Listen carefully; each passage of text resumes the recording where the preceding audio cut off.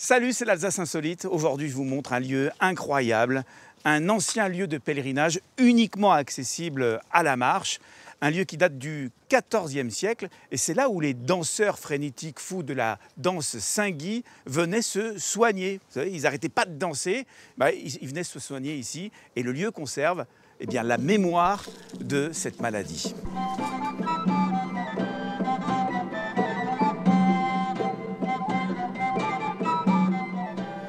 Voilà, quand on arrive dans la grotte, la tradition, c'est qu'il faut sonner la cloche.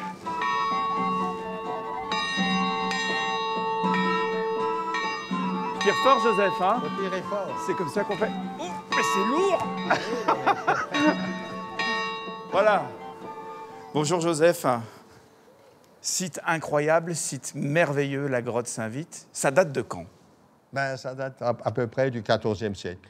Il y a eu ici, à l'époque, un jeune homme assassiné. Assassiné. Oui, on a mis ça sur le dos des Juifs.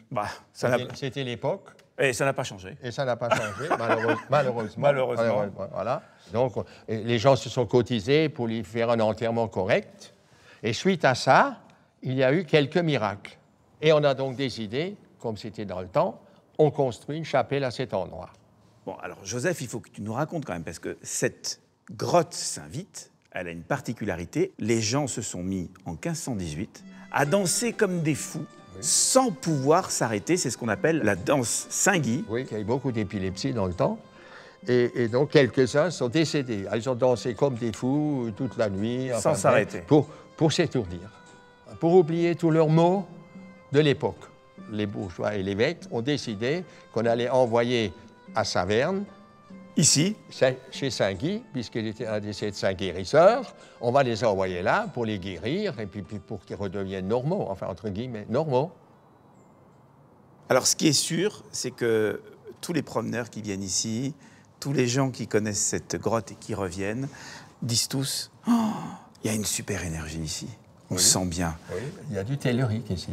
Ouais. Et moi, des fois, je monte après le repas, je ne suis pas trop en forme. Le soir, quand je redescends, là, je pourrais, la pêche. Comme on dit, casser la baraque. Hein, Tu nous montres le reste du site?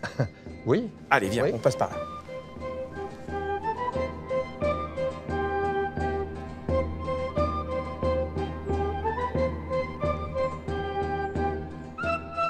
C'est super beau, c'est magnifique, c'est vraiment un coin de détente incroyable. Et puis il y a le jardin, évidemment, qui est en contrebas. Hein. Jardin magnifique. Ça nécessite beaucoup de travail. Alors Joseph, le site, il est ouvert?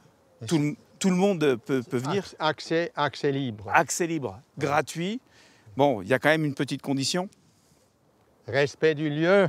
Voilà. Ne pas nous piquer quelques fleurs. Autrement, vous allez vous faire gronder par Joseph. Oui.